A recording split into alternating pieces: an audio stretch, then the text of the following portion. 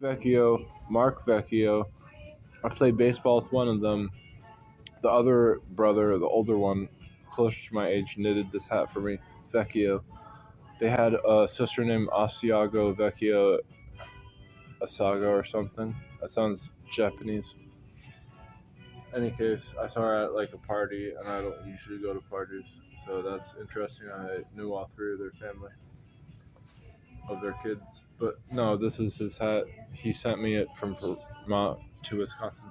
But this one mother just clotheslined her daughter, and I've never been clotheslined, so I don't know how bad it is. But ostensibly, this kid lost it after that happened, and she had to bring him out.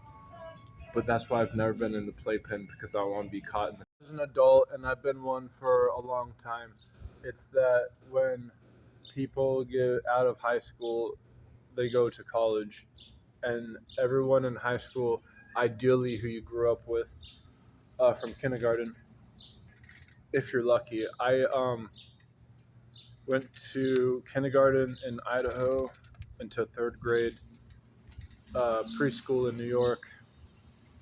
From third grade, I moved to Vermont in fourth grade to sophomore in high school.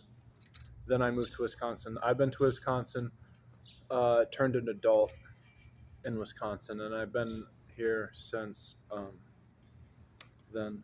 And I'm now a decade out of college.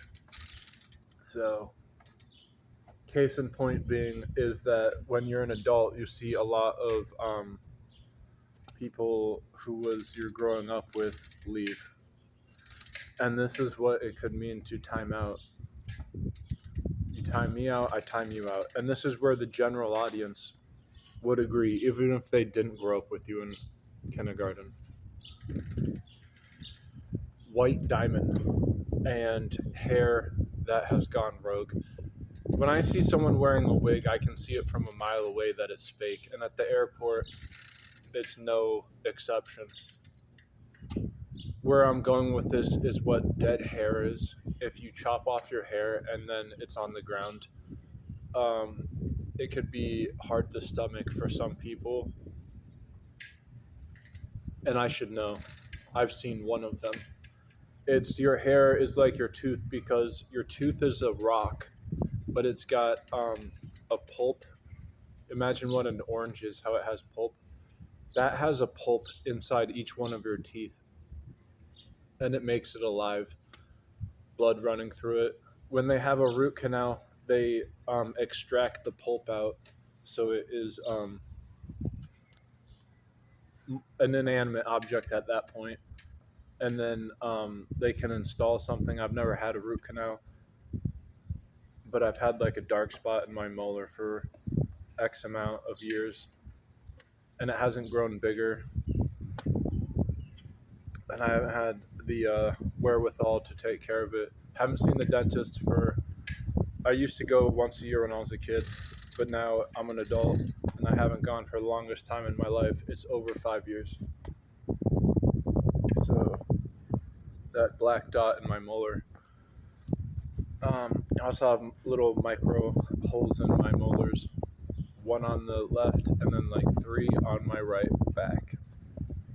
They have names of positions of each one of your teeth, and I should know. It's only like a handful of them, right? It's not like we're crocodiles or sharks. But there's these people, and I've known 2 of them, who go into dentistry, and there's only so much you can learn in a field before you be an apprentice, and this is what you want to score in college, because then you know you got a shoe in. But so many people, if you're not scared, this is the song Hide. I tried to see with my sister in Chicago, because he went there once on a solo tour, but we can't find any Japanese coming back to Chicago. It was once in a lifetime. I missed it. But nevertheless the case. He has a song called, but with his band, not a solo career, Don't Be Afraid. And he was like, believe in your fate. And he was like, don't believe in yourself. But the song's like saying, don't be scared. And so I don't know. He says English. Those are some parts he says in English. The main point in case is that people, when they're in high school, they are scared to follow what this other band, the band Aura, it's another Japanese band. They say, "You're within my dream," and then he's got another song that is a dream song, and so he's just describing his dream. So your dream in high school, is it to be a dentist counting teeth? But if it isn't, then you wouldn't be like going straight to college. You'd just be pursuing an entrepreneurship. And this is what patents come from. It isn't from institutionalized learning one field. I guess the leaders of a field classically, and I'm not saying that I know any of them, but it's patents are made by the leaders of the field. I'm guessing from all the field workers giving the inside scoop indoors, like in house on the floor.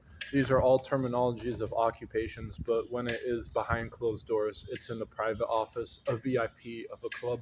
All these things are nomenclatures that divide people's lives into standpoints.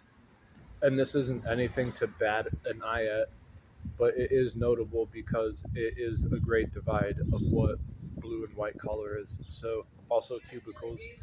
Cubicles are a makeshift behind closed doors. We can get into nomenclature later, but the main point in case when things are dead on arrival, there's been so many people who have found great things in their life, but they're unable to express it because their field wasn't built to handle quantum phenomenon.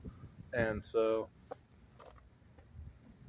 if you really drill home what rocks are, like with quartz, I can say smoky quartz, and is that a white diamond?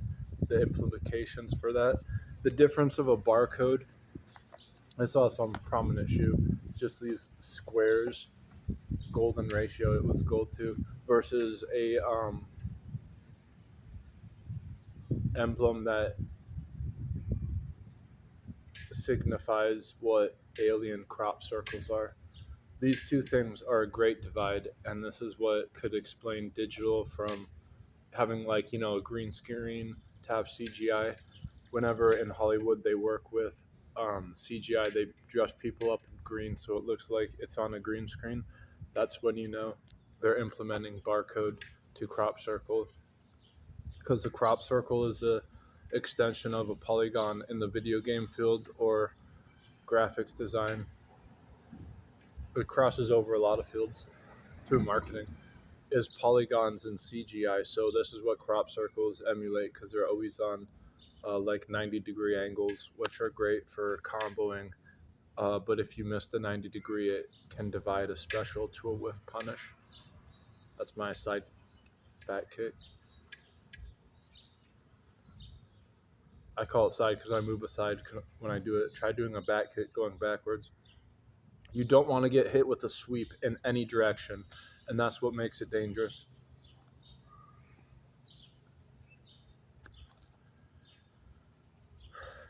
But hair, it does have like a pupil. I don't want to say pupil. I was like making a vlog about a person's pupil yesterday because it looks like a cat eye. They have like an oval black pupil because hers were so sharp on angles. But see, this is what Noob Saibot does. He's black and then he hides in the shadows. It's just like this other ghost with this people seen all over the USA. There's this one man and he has a hat and is masculine and he is in the shadows and he's a dark figure. This culmination. That's what we do in culminations of nomenclature.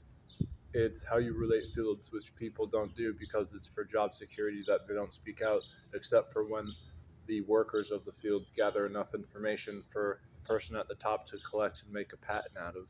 Isn't that so corrupt? Classically, I imagine that's how it happens if you get a patent from a field.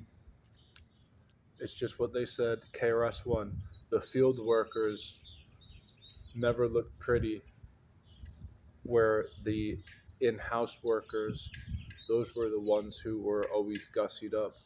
It was just supposed to be that way. Crosshairs or something like that. And so when I was a kid, there was McDonald's, and I went in the playpen, but now I can't because I'm an adult. And there's a great divide in this specific one. Mainly one exit. There's a different place of extravagance in a lobby, and it imitates what Mortal Kombat the movie is. And I bought its CD and techno. Its track emulates what these bars are when lights cast through them. But it's only extravagance if the light is at the start of the day, because it wanes from the direct motion where it would have a strobe effect of polarization. If that's hard to encapsulate, I'll depict that later. But the important takeaway is that I know a clothesline is a move that you do across your chest with your arm if you're bigger than someone or if you're moving fast enough. And the Kuma throws 35-pound balls as a special projectile, and if you get hit with it, it's KO or half damage. So this is why he's effective in doing that, and this is why clothesline is very traumatic. And this little kid couldn't stop crying after she got clotheslined.